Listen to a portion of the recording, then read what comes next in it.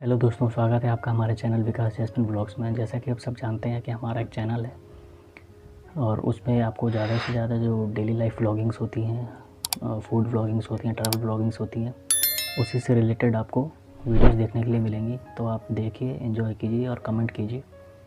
हालांकि ये वीडियोस अभी व्लॉगिंग्स जो प्रॉपर स्टार्ट नहीं हुई है, मैं उसको स्टार्ट करूँगा नेक्स्ट मंथ या फिर सितंबर अक्टूबर से, क्योंकि अभी मेरे पास इक्विपमेंट्स हैं नहीं।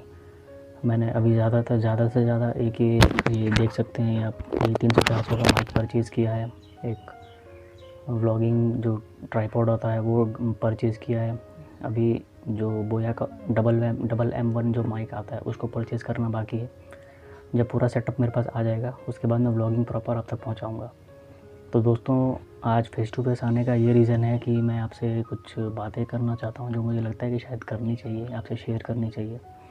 अपनी लाइफ की एक छोटी सी शॉर्ट बायोग्राफी लेके आया हूँ मैं आपके साथ, स्टार्टिंग का, बीच का और एंड का, इनको मिला के मैंने कुछ बायोग्राफी क्रिएट की है। तो मैं चाहता हूँ कि आप सुने। अगर आपको नहीं पसंद आए या फिर नहीं देखना तो आप वीडियो स्किप कर सकते हैं। ऐसा कोई ज़रूरी नहीं है कि आपको वीडियो देखनी ही देखनी है। तो मैं आपको सबसे पहले अपना एक इंट्रोडक्शन दे देता हूँ। मेरा नाम विकास तिवारी है। मैं बिहार से बिलोंग करता हूँ, एक छोटे से गांव से आता हूँ जिसका नाम बेलसंड है। मेरे घर में मेरे फादर हैं, मेरी मम्मी है, मेरी बहन है, मेरी सिस्टर जो चाचा की बेटी है वो भी मेरी सिस्टर ही हुई, और दादी है, और मेरी एक चाची है। मेरे चाचा नहीं हैं तो उनको भी हम ही देखते हैं, जो कि फ़र्ज़ बनता है हमारा देखना। तो दोस्तों, जैसा कि आप जानते हैं, मेरे फादर जो हैं वो एक सर्विसमैन है, एक्टिव सर्विसमैन है इंडियन एयरफोर्स में। वो आपको पता ही है कि जो डिफेंस में होते हैं वो 4 साल का भी कहीं और, 5 साल का भी कहीं और, 3 साल का भी कहीं और। तो वैसे ही हमारी स्टडीज़ भी चली। 4 साल कहीं और रह के हमने पढ़ाई की, 5 साल कहीं और रह के हमने पढ़ाई की। तो ऐसे ऐसे करके हमने स्टडीज़ कंप्लीट की। ये तो हो गई मेरी स्कूल लाइफ की छोटी सी कहानी। अब बात करते हैं मिडिल एज की। अब अगर सिंपल भाषा में कहें तो कॉलेज लाइफ की। तो कॉलेज लाइफ जो थी मेरी, वो एक तरह से आप बाकी लोगों की कॉलेज लाइफ अगर आप देखेंगे तो काफ़ी ज़्यादा मतलब एक्साइटमेंट होता है, उसमें एंजॉय करते हैं। लेकिन मेरी ऐसी कुछ लाइफ नहीं थी। मेरी एक एडजस्टमेंट वाली लाइफ निकली, कॉलेज लाइफ वाली, क्योंकि यही वो एक ऐसा फेज़ था जिसमें मैंने परेशानियाँ और काफ़ी ज़्यादा स्ट्रगल्स किए अपनी लाइफ में, अपनी पढ़ाई को लेके। और इसका सबसे बड़ा रीज़न ये था कि जैसे ही मेरी जो कॉलेज लाइफ थी वो स्टार्ट हुई, वैसे ही पता नहीं क्या हो गया, एकदम से एक अचानक से मेरी मम्मी को न्यूरो का कुछ प्रॉब्लम हो गया, जिसको दिमागी तौर पे बीमारी कहा जाता है, दिमागी बीमारी। वैसा कुछ प्रॉब्लम हो गया था उनको। अचानक से कैसे स्टार्ट हुआ हमको भी नहीं पता। हम सारे परेशान रहने लगे, क्या हो गया क्या हो गया। और ये प्रॉब्लम जो है रातों रात स्टार्ट हुई थी। मतलब जैसे सुबह से लेकर शाम तक तो मम्मी ठीक थी, लेकिन रात को अचानक से उनकी पता नहीं क्या हो गया, फिर सुबह से वो चीज़ चल ही रहा था। तो हमने काफ़ी जगह डॉक्टरों को दिखाया, लेकिन कोई फ़र्क नहीं पड़ रहा था। दिन ब दिन बीमारियाँ बढ़ती जा रही थी। मम्मी की तबीयत इतनी ज़्यादा ख़राब हो गई कि उनको 1 मिनट के लिए भी मैं मतलब कोई भी अकेला नहीं छोड़ सकता था। इसी बीच में इंटरव्यूज़ भी दे रहा था, इंटरव्यूज़ के लिए कॉल्स भी आए, लेकिन जितने भी इंटरव्यू मिले मुझे, वो सारे मुझे आउट ऑफ स्टेट ही मिले। तो मम्मी की इस तरह की कंडीशन देख के मैं मतलब इंटरव्यूज़ भी कुछ अटेंड्स नहीं कर पाया मैं। और इसी बीच जो मेरे फादर हैं उनकी पोस्टिंग हो गई जम्मू कश्मीर, 2 साल के लिए वहीं चले गए। पापा तो चले गए, अब बहन छोटी थी, घर की सारी जिम्मेदारी मुझ पे आ गई। मेरी पढ़ाई उसमें कॉम्प्रोमाइज़ होने लगी। तो खैर मतलब जैसे तैसे मैंने अपनी पढ़ाई की, गैप ले लेके मैंने पढ़ाई की अपनी कॉलेज की, जैसे तैसे पढ़ाई की। पढ़ाई कंप्लीट हुई, फिर फर्दर स्टडीज़ यानी कि आगे के कोर्स के लिए मैंने एक डिप्लोमा कोर्स किया था एविएशन इंडस्ट्री में, फ्रैंकलिन इंस्टीट्यूट से। तो वो करने के लिए मैं अहमदाबाद गया था, क्योंकि वो इंस्टीट्यूट जो था वो अहमदाबाद पड़ता था और हम वडोदरा में रहते थे। तो हमने सोचा कि अहमदाबाद रह के ही मैं अपनी 1 साल का डिप्लोमा कोर्स कर लूँगा। तो वहाँ मैं गया भी, लेकिन 2 महीने के अंदर अंदर मुझे वापस वडोदरा आना पड़ा, क्योंकि मम्मी की जो मेंटल कंडीशन थी वो दिन ब दिन ख़राब होती जा रही थी और उनके साथ किसी का रहना बहुत ज़रूरी था। तो मैं सामान वामान जितना भी था मेरा सब लेके वडोदरा आने के बाद फिर वहीं से वडोदरा से ही मैं डेली अप डाउन अहमदाबाद करता था। सुबह 4 बजे उठता था, 5 बजे की बस पकड़ता था। फ़र्क नहीं पड़ता कि गर्मी हो, ठंडी हो या फिर बरसात का मौसम, मुझे जाना ही पड़ता था। हफ्ते में 3 दिन क्लासेस होती थी, और एक भी दिन मैं मिस नहीं कर सकता था, क्योंकि बहुत इंपॉर्टेंट क्लासेस होती थी वो।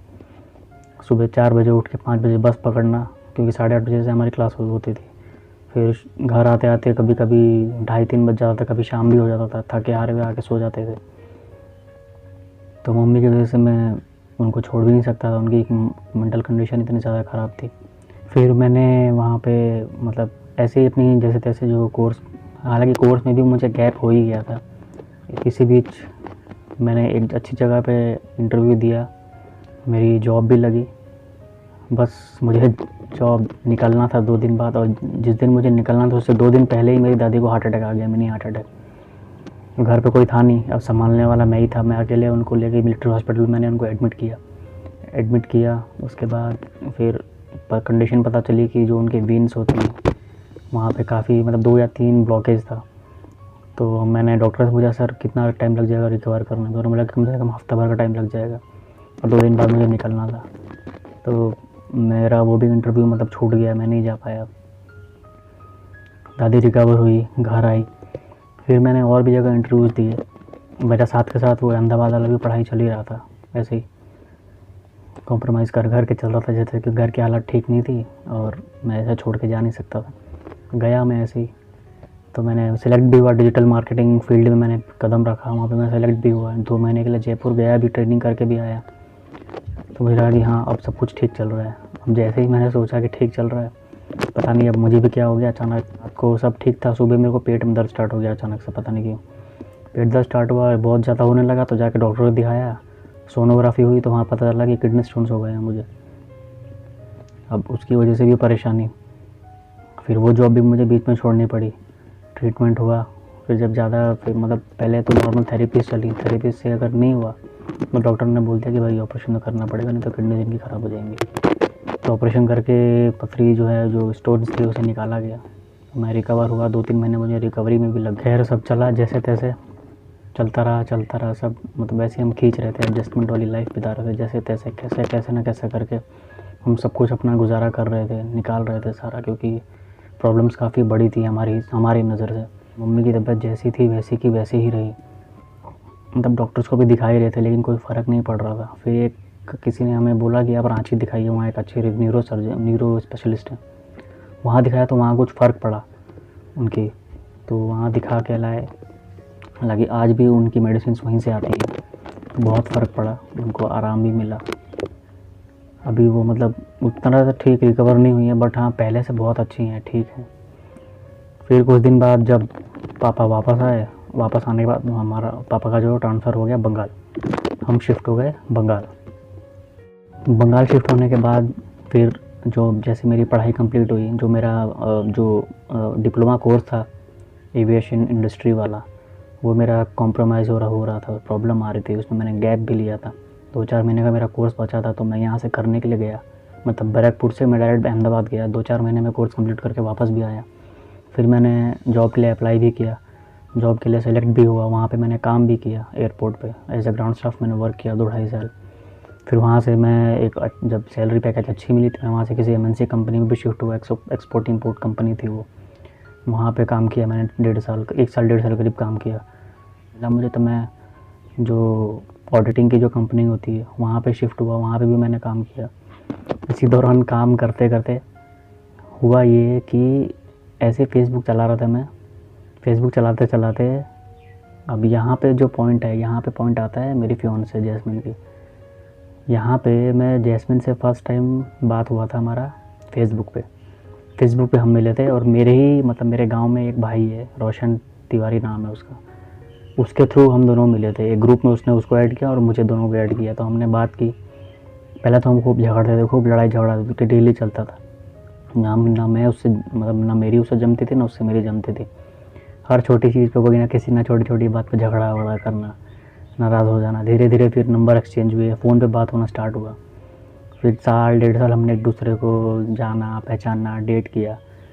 फिर हमने मतलब डिसाइड किया कि चलो एक बार मिल के बात करते हैं। तो हम लोग मिले दिल्ली में गया भी था मिलने के लिए उनसे। तो फर्स्ट टाइम हम मिले वहाँ पे, तो मैं तो एकदम नॉर्मल था, लेकिन जैस्मिन बहुत ही ज़्यादा नर्वस थी, क्योंकि अब लड़का है, लड़का ज़्यादा नर्वस नहीं होता, लेकिन लड़की है, किसी अनजान लड़के से मिल रही है, तो जाहिर सी बात है वो मतलब नर्वस तो रहेगी, सीधी सी बात है। उसका भी वही वैसा ही कुछ हाल था।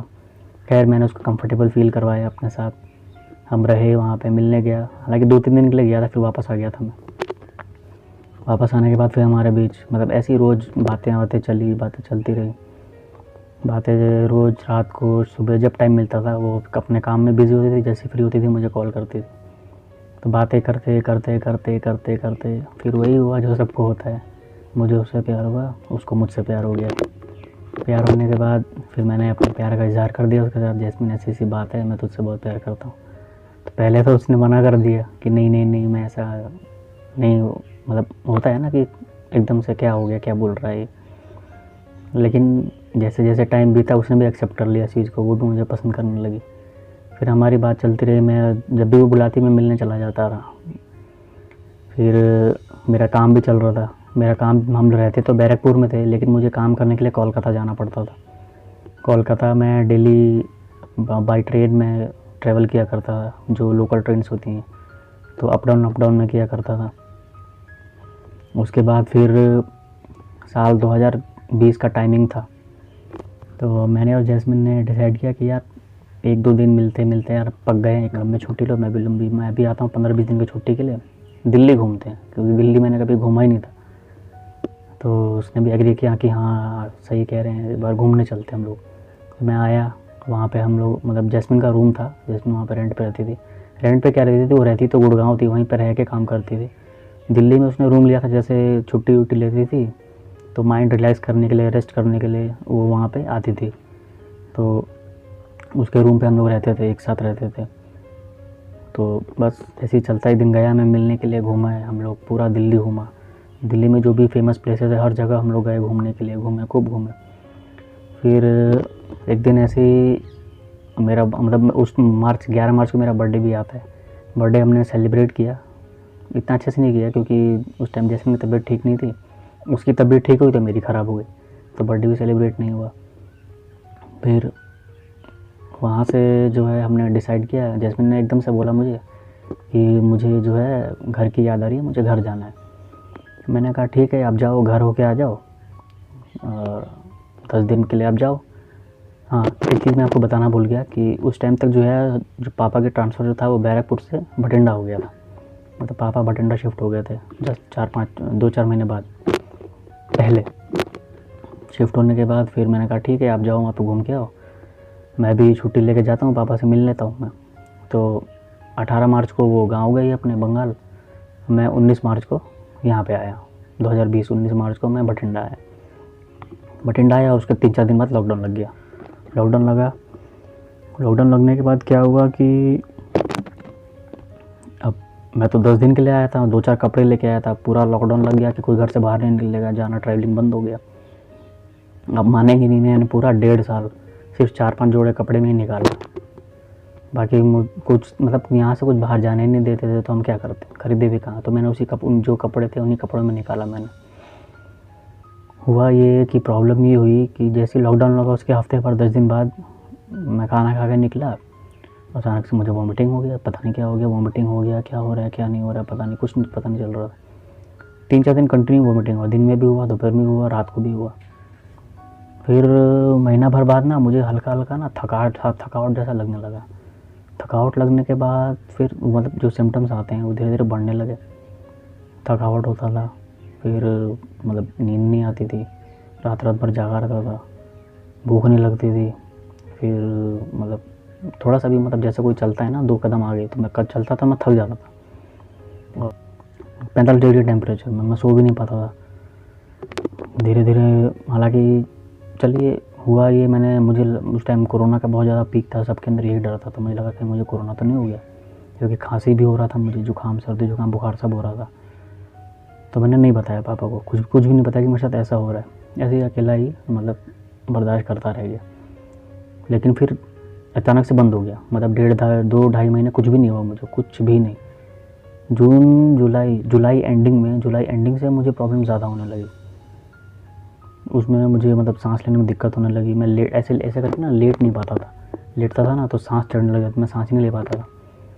तो दिन भर बैठे बैठे, रात भर में बैठे बैठे गुजार देता था। मैं सो ही नहीं पाता था, पूरे शरीर में ऐसे ऐसे जो जैसे बिजलियाँ दौड़ती हैं ना, बोलते हैं चींटी काट रही, उस टाइप का होता था मेरे शरीर में। क्या हो रहा है मुझे कुछ समझ में आता कि ये चल क्या रहा है, इतनी गर्मी में मुझे इतनी ठंड क्यों लग रही है, थोड़ा सा भी चल रहा हूँ तो मैं थक क्यों जा रहा हूँ, और शरीर भी ढीला ढाला। मुझे बीच बीच में ऐसा फील होता था कि मेरा वेट भी लॉस हो रहा है, मुझे पता नहीं कि क्या रीज़न था, क्यों हो रहा है ऐसा। तो एक दिन कुछ ज़्यादा ही हो गया, जुलाई के एंडिंग में कुछ ज़्यादा ही बढ़ गया मेरा ये रोज़ वोमिटिंग, जो भी खाऊँ निकल जाए, कुछ भी पीऊँ निकल जाए, बुखार अलग, कमज़ोरी अलग, मतलब चल ही नहीं पाता था, थक जाता था, पसीना अलग, सो ही नहीं पाता, मैं रात भर नहीं सोता था ऐसे कर, मैं लेट ही नहीं पाता था, लेटा था तो सांस चट फूलने लग जाता था, मेरा सांस ही नहीं ले पाता था। उठ के बैठता था तब जाके अच्छा लगता था। फिर उसके बाद हम लोग मतलब पापा को डाउट हुआ, एक दिन देखा मैंने, पापा को कुछ भी नहीं बताया डर के मारे, तो पापा ने लेकिन फिर भी नोटिस कर लिया कि क्या चल रहा है करके। नोटिस करने के बाद फिर पापा ने बोला क्या हो रहा है तुझे, कुछ हो रहा है? मैंने कहा नहीं कुछ नहीं। बोलता नहीं तू बता कोई क्या हो रहा है। फिर पापा ने ही नोटिस किया कि मेरा जो पैर था ना, जो नीचे का जो तलवा होता है, वो स्वेलिंग है, उसके अंदर फूल गया। मैंने भी फर्स्ट टाइम नोटिस किया, अरे यार ये क्या हो गया, पैर कैसे सूज गया। उस टाइम तक तो मतलब जो फूड था सिर्फ वही सूजा था। फिर डिसाइड हुआ कि चलो कोई नहीं, अंदर जाके दिखाते हैं, मतलब जो डिफेंस का हॉस्पिटल होता है वहाँ जाके दिखाते हैं। रात भर में मेरा जो दोनों पैर थे वो इतने मोटे मोटे सूज गए, इतने मोटे मोटे भारी भारी पैर हो गए। फिर हम लोग गए दिखाने के लिए वहाँ पे, यहाँ जो डिफेंस का जो हॉस्पिटल होता है नॉर्मल, यहाँ से रेफ़र किया हमें मिलिट्री हॉस्पिटल, बड़ा हॉस्पिटल। वहाँ पे उन्होंने कुछ दवाइयाँ दी और कुछ टेस्ट लिख दिए, सोनोग्राफी हो गया, अल्ट्रासाउंड हो गया, उसके बाद एक्सरे हो गया, ब्लड टेस्ट हो गया, यूरिन टेस्ट हो गया, ये सब लिख दिया उन्होंने। तो मिलिट्री हॉस्पिटल में क्या होता है ना कि जनरली जो है आपको डेट लेनी पड़ती है हर एक चीज़ के लिए। मतलब जैसे एक्सरे के लिए कोई अलग दिन मिलेगा, अल्ट्रासाउंड के लिए अलग दिन मिलेगा। तो अल्ट्रासाउंड के लिए तो हमें डेट मिल गई, एक्सरे हमारा वहीं पे हो गया। तो ब्लड टेस्ट के लिए क्या हुआ कि ब्लड टेस्ट के लिए पापा ने कहा कि ब्लड टेस्ट तो हमारे यहाँ जो डिफेंस का जो हमारा कैंप का जो एयरफोर्स है वहाँ भी हो जाएगा। मैंने कहा ठीक है। तो अगले दिन मैं अकेला ही गया, अकेला गया, ब्लड दे के आया। दे के आने के बाद हम लोग यहाँ पे जस्ट बैठा ही था, तो पापा का फ़ोन आया, तो उन्हें ब्लड दे दिया। मैंने कहा हाँ दे दिया। देने के बाद फिर पापा ने बोला चल ठीक है।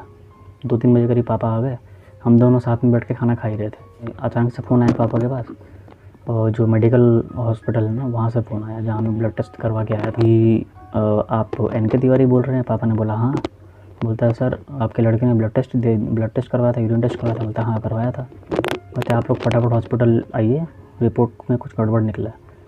वो एक्चुअली डॉक्टर ने ही इन्फॉर्म करवाया था उनके थ्रू। तो हम लोग भागे गए, घबरा गए, क्या हो गया। तो डॉक्टर भैया, डॉक्टर ने बोला कि डॉक्टर ने जैसे रिपोर्ट देखा आपने, बोला कि सब कुछ गड़बड़ है। तो हम लोग डर गए यार क्या हो गया। वहाँ पे हमें फ़र्स्ट टाइम पता चला, डॉक्टर ने ये बोला कि मेरी जो दोनों किडनी है वो ऑलमोस्ट 95% तक पूरी ख़राब हो चुकी हैं। फिर डॉक्टर ने बोला कि देखिए इनका तो डायलिसिस करना पड़ेगा। अब हमने सुना यार डायलिसिस कौन सी चिड़िया का नाम है, हमने कभी सुना नहीं, होता क्या। इससे पहले तो हम इस सदमे में थे कि ये हो कैसे गया हमको। ना मैं ड्रिंक करता हूँ, ना मैं किसी चीज़, मैंने आज तक स्मोक भी नहीं किया। इनफैक्ट मुझे तो कोई सामने बैठ के स्मोक करता है या कुछ लेता भी है ना, मुझे उल्टी होती है अजीब से। तो मुझे समझ में नहीं आया कि हुआ कैसे। तो डॉक्टर ने यही बोला कि देखिए यंग एज में क्या होता है ना कि हाइपरटेंशन यानी हाई बीपी एकदम से बढ़ जाना सबसे मेन रीज़न होता है किडनी फेलियर का। और क्रॉनिक किडनी डिजीज जो CKD होता है, जो सबसे ज़्यादा सीवियर होता है, उसमें ये 85% 90% चांस होता है कि इनका बीपी की वजह से ही हुआ होगा। और मैं आपको यकीन बता रहा हूँ, बीपी का मुझे कुछ पता ही नहीं चला, कुछ प्रॉब्लम नहीं हुआ मुझे, बीपी बढ़ा या लो हुआ कुछ पता नहीं चला। डॉक्टर ने कहा कि इनका डायलिसिस करना पड़ेगा। फिर वहाँ से फटाफट रेफ़र शीट होता है ना, बनता है, वो बना के हमें जो बठिंडा का सिविल हॉस्पिटल है आदेश, वहाँ रेफ़र कर दिया। अब ठीक है, पापा घर गए, सामान लेके आए, और फिर पापा को फर्स्ट टाइम मैंने वहाँ पे रोते हुए देखा था। बहुत रो रहे थे कि क्या होगा अब मेरे बेटे का। उस टाइम मैंने ये रियलाइज़ किया कि पापा मुझसे कितना प्यार करते हैं। फिर हम लोग गए वहाँ पे, एडमिट हुए। एडमिट होने तक मैं ठीक था, मेरे को कोई प्रॉब्लम नहीं था, बस सांस लेने में दिक्कत हो रहा था। फिर उस टाइम तक डॉक्टर ने बोला कि आपको डायलिसिस करना पड़ेगा। तो हुआ ये कि अब मुझे पता तो था नहीं क्या होता है डायलिसिस। तो डायलिसिस यूनिट में ICU में मुझे एडमिट किया गया। ICU में एक जो डायलिसिस यूनिट का जो लड़का होता है, जो डायलिसिस मतलब जो एक्सपर्ट होता है, एक टेक्नीशियन कह सकते हैं आप, डायलिसिस टेक्नीशियन, वो आया मेरे पास। अनिल नाम है उसका, वो आज भी मेरे से बात करता है। अनिल नाम है, वो आया कि विकास तिवारी का डायलिसिस करना है। मैंने कहा मैं ही हूँ। तो वो मेरे को देख के चौंक गया, बोलता है आपका करना है डायलिसिस? तो उसने मेरे को ऊपर से लेकर नीचे तक देखा। अब मुझे पता नहीं कि ऐसा क्यों देख रहा था वो। खैर 2 बजे रात में मेरा डायलिसिस हुआ। और डायलिसिस का प्रोसेस जब स्टार्ट हुआ ना, यहाँ जो थाइज़ होती है ना, वहाँ से इतने बड़े बड़े नीडल्स 2 डाले गए थे और काफ़ी ज़्यादा पेन हुआ था। और डायलिसिस होने के बाद मैं बहुत ज़्यादा वीक हो गया था, अप्रोक्स बहुत ज़्यादा वीक, यानी 3-4 दिन में एडमिट था। 3-4 दिन कंटिन्यू मेरा डायलिसिस हुआ। उसके बाद फिर यूरिन होने लगा। सबसे बड़ी चीज़, मुझे यूरिन भी नहीं हो रहा था, यूरिन भी बंद हो गया था। इस चीज़ को मैंने बाद में नोटिस किया।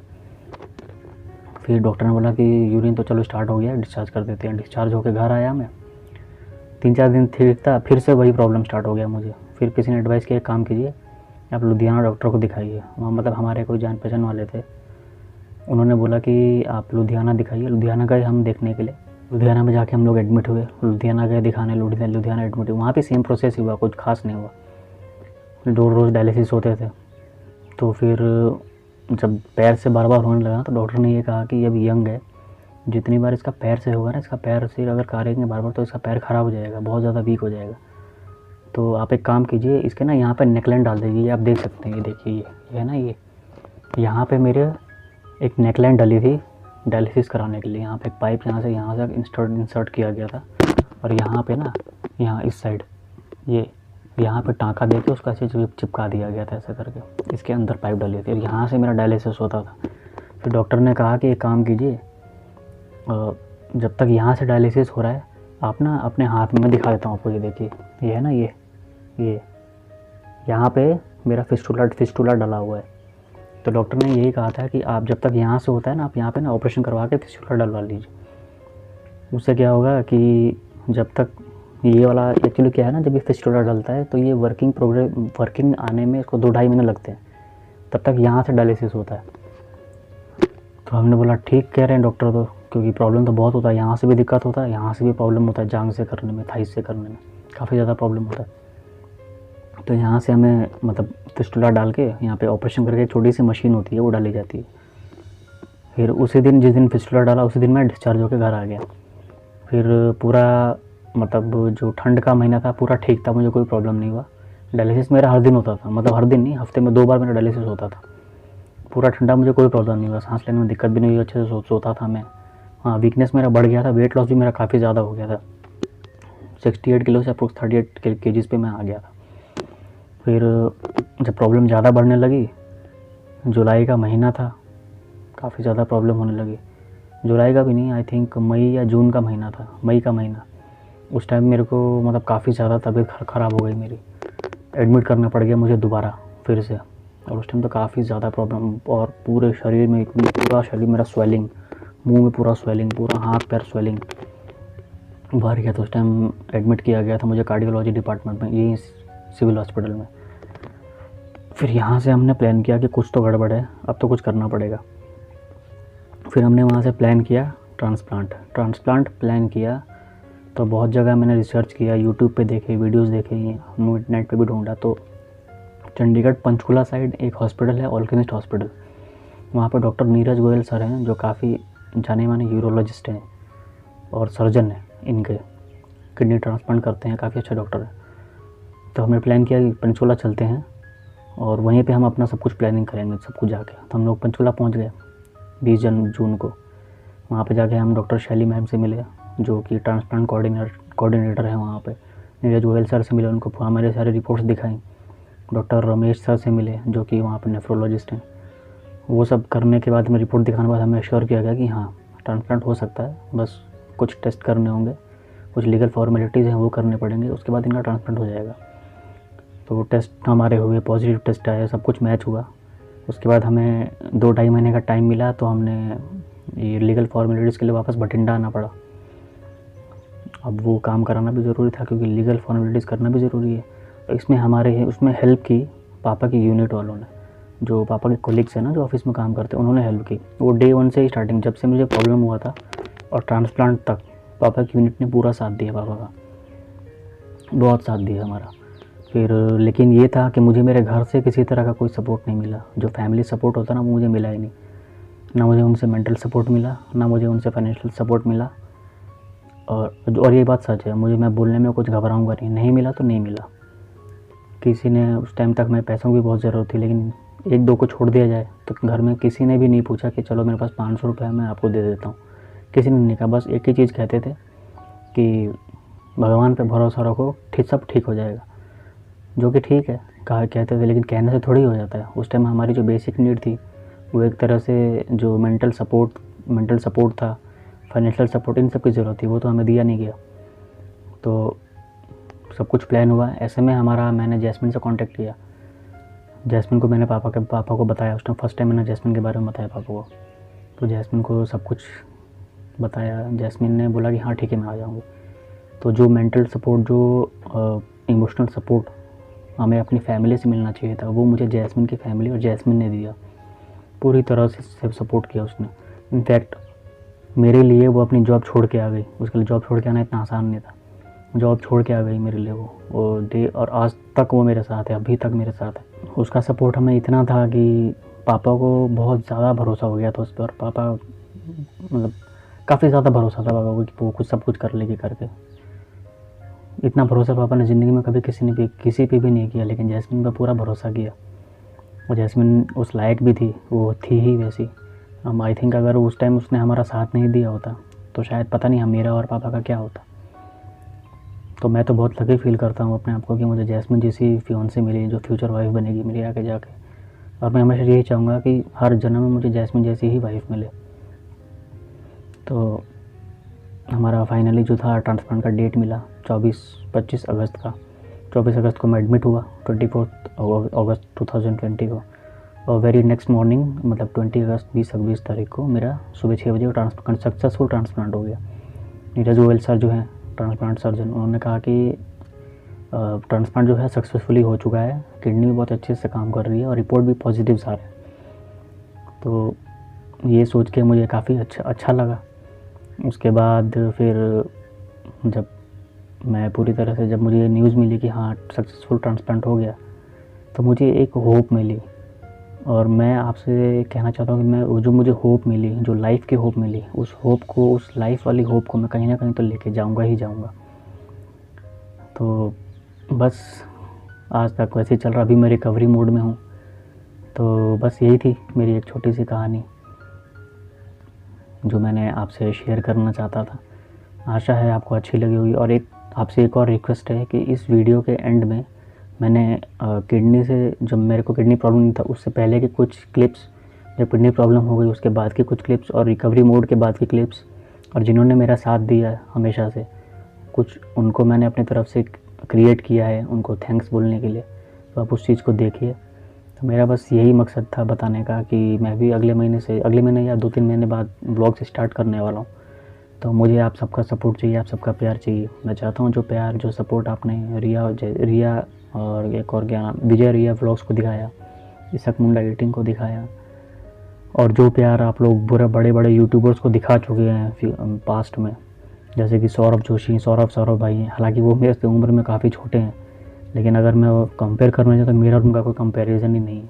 वो कहाँ और मैं कहाँ। बाकी ऐसे और भी हैं, मनोज डे हैं जो काफ़ी फेमस हैं। तो और दूसरे हैं फ्लाइंग बीस्ट, गौरव तनेजा जी, उनके भी मैं वीडियोस देखता हूँ। तो आपने जैसे उनको सपोर्ट किया, उनको उस मुकाम तक पहुँचाया, मेरा रिक्वेस्ट है आपसे कि मुझे भी उस मुकाम तक पहुँचाएं। मैं जितना हो सकेगा मुझसे, मैं उतने ब्लॉग्स अपलोड करूँगा। डेली तो नहीं, लेकिन हफ्ते में 1 या 2 अपलोड करूँगा।